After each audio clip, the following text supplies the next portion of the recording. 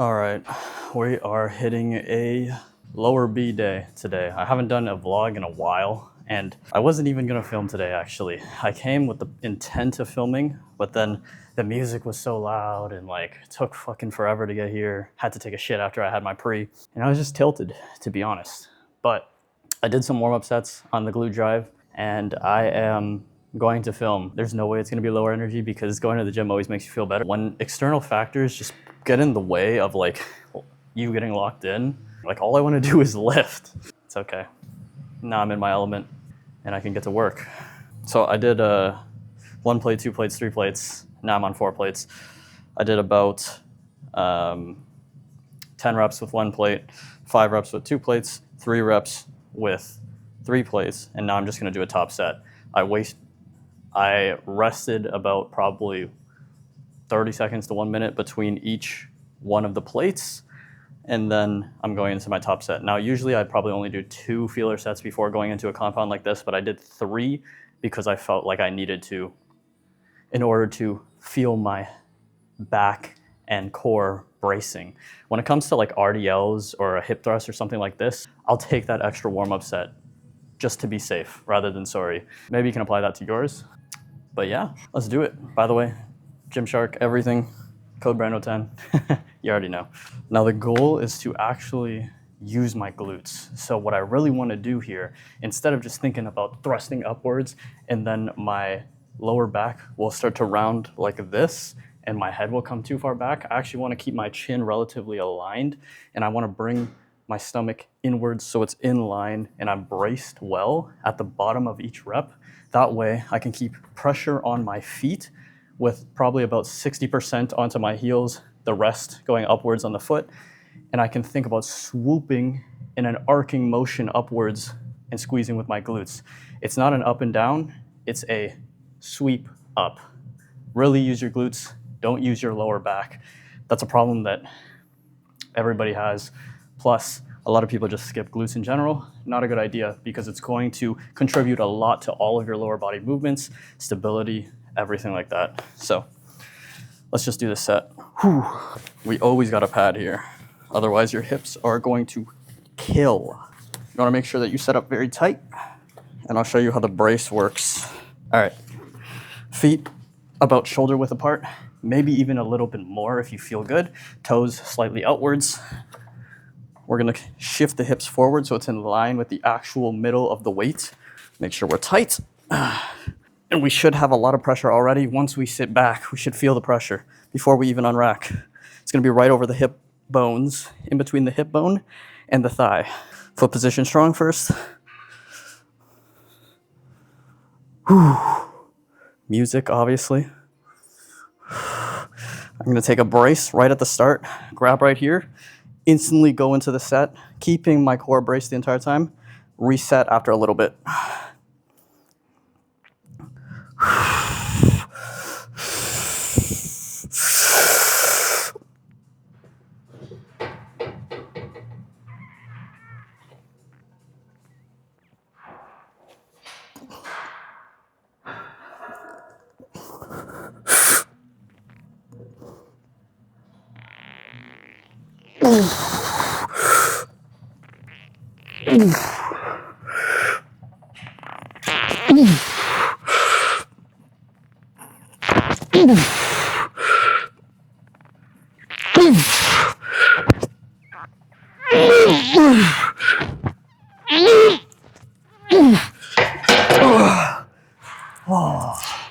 That was hard. Whew.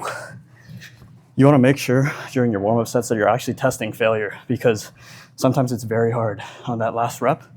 And what you need to test is that on that last rep, you can use your arms to help push and help up instead of just your hips, because your glutes will probably be at failure. I'm dying. There you go. Whew. Let's move on to set 2. When you are lifting, it is understated how much mental actually plays a role in it. You want to make sure that you are protecting your mentality going into the lift. If you're going in kind of dragging yourself, feeling like shit, or even feeling angry, honestly. I feel like feeling angry is not a good way to go into your lift. You actually want to be kind of excited for your lift in order to actually get the most out of it. For example, today I came into the gym, the music was too loud. I wanted to film. It was very loud. You couldn't even hear my voice. And I was just getting a little triggered. You have to get back to baseline, reset, do one set, do your warm-up sets, get the music flowing. That way you can actually get the lift that you want, because you will. And I guarantee you will find yourself doing less reps, less weight, less everything if your mood is negative. You gotta just do whatever you gotta do to get yourself into that positive or locked in mentality. And I'm not saying it has to be perfect, but it's gonna go a long way. That being said, let me kill this weight, especially on a leg day. Leg day, man, you're gonna feel if your mood is down or if your energy is down. The leg day will expose you. Okay.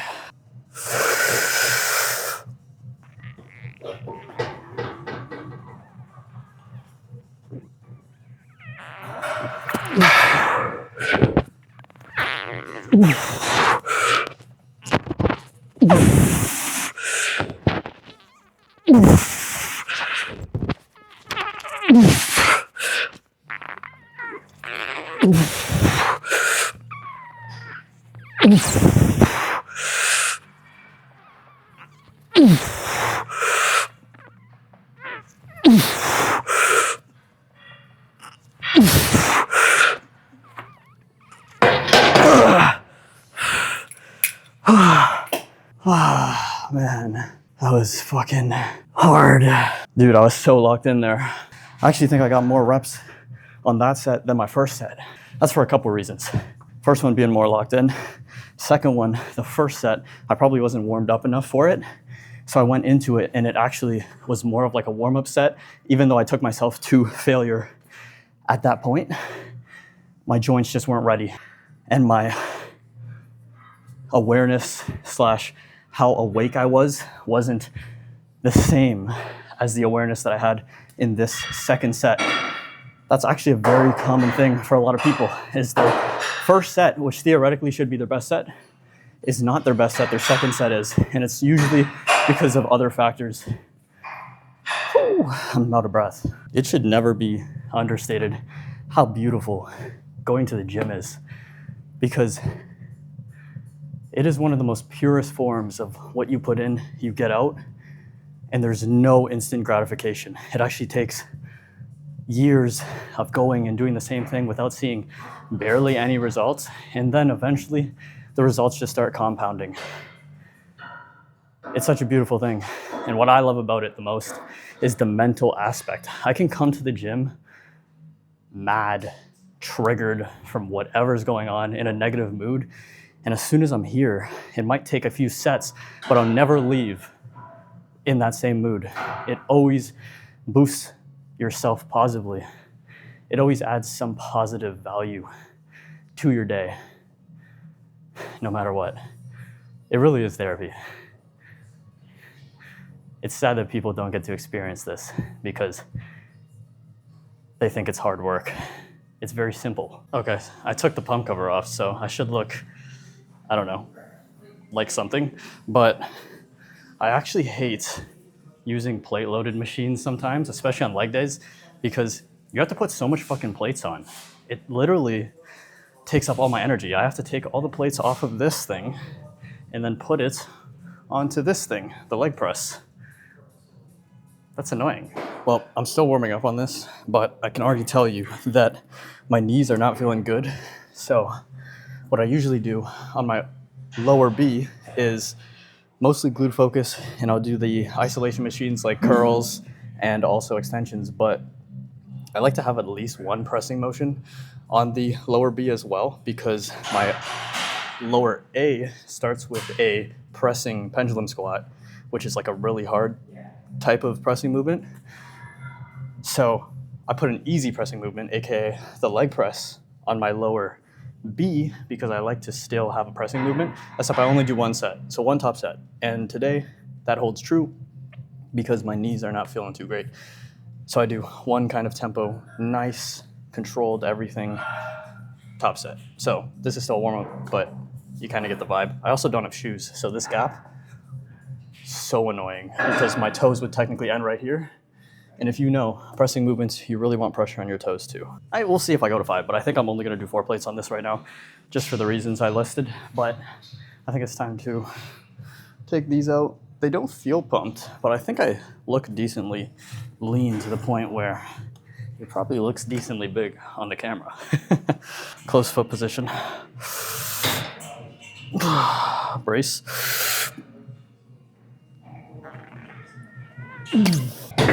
Just as I suspected. We are most definitely not going higher than that. I usually do 5 to 6 plates, but I'm feeling it right here. And trust me, I've learned, do not push it when you're feeling it on legs. I've actually got asked, like, why am I using sleeves? Especially if my main goal is hypertrophy, this and that, you don't need sleeves.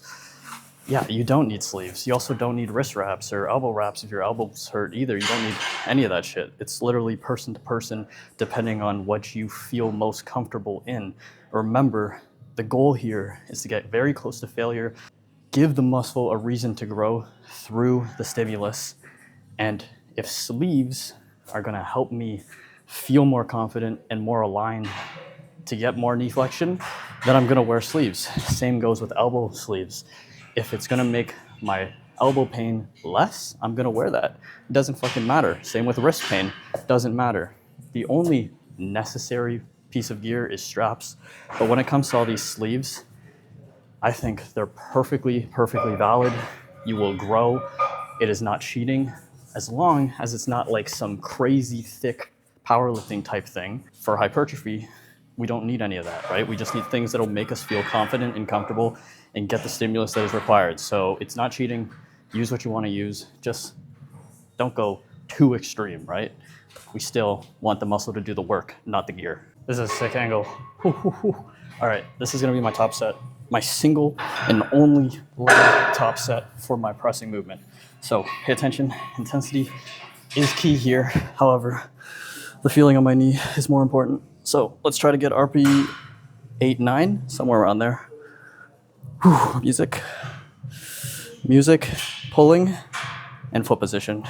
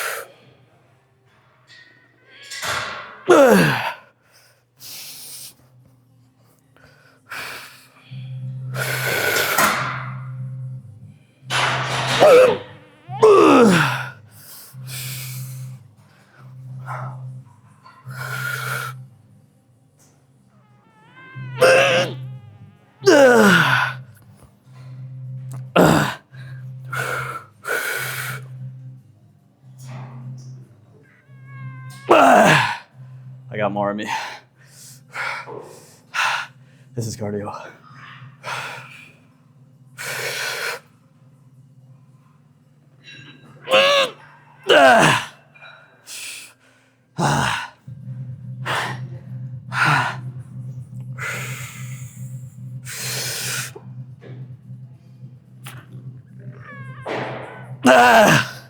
One more.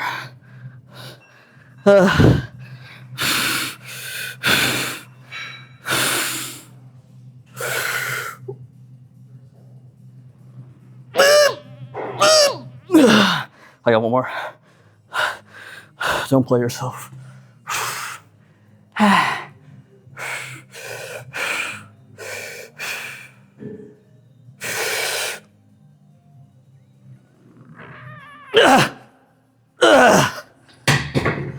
That was RPE 8. Ooh. Just knowing that I had one set as my top set there, I went hard as fuck. Where are you going? What? To make sure he was alive. Say hi to the vlog.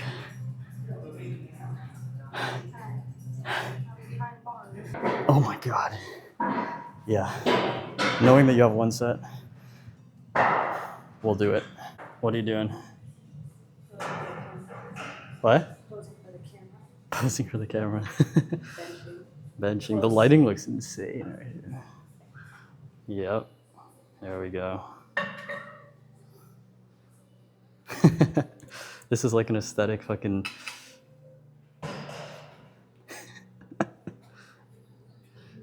Oh, that looks insane. Are you hitting upper day? No, legs. Oh. Both legs. Okay. Today tomorrow was legs. Yeah. Okay. Back to back. Well, it happens every single time that I come to film. I forget to charge the camera, so the camera is about to die. However, we're gonna do 2 sets of this, 2 sets of the leg extension, and then we'll go to a posing video, and I'll make sure I ration the camera battery to actually get that posing video in. One of the biggest problems I keep seeing people do when they're doing any movement, think of the hamstring curl as an example, is as soon as they get into the contracted position, they immediately speed up and then catch the weight halfway through controlling the negative. If you have to do that, you can't control the weight. You're doing too much weight and you're probably using a bit of momentum to actually even get it to that positive. So instead of doing something like this, when you're doing your reps, where you're catching it halfway through, you wanna make sure that once you're in this contracted position, you can control it back immediately right from the start there when you're shifting from the positive to the negative. It's such a small detail that very easy to ignore. However, if you do that, you can actually ensure that you're never going to injure yourself because you can control the weight and your muscles doing the work, not your joints or anything else compensating for doing that work. I put 5 more pounds than last week, so we'll see if I get the same reps or we'll just see. Boom. Boom. Boom. Boom. Boom.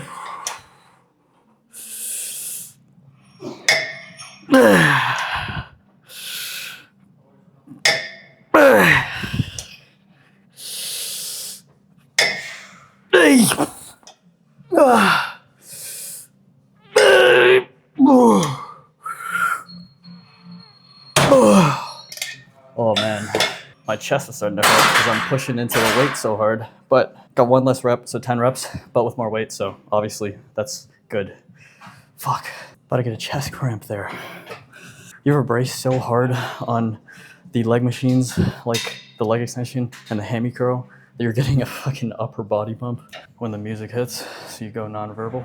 That's me.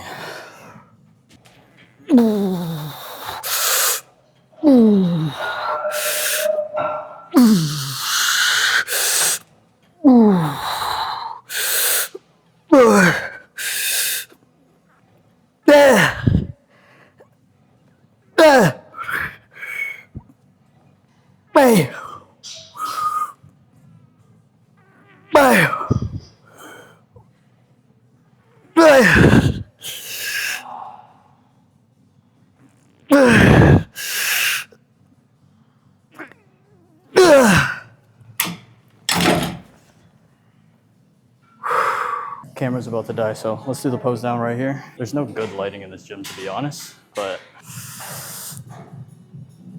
it's good enough.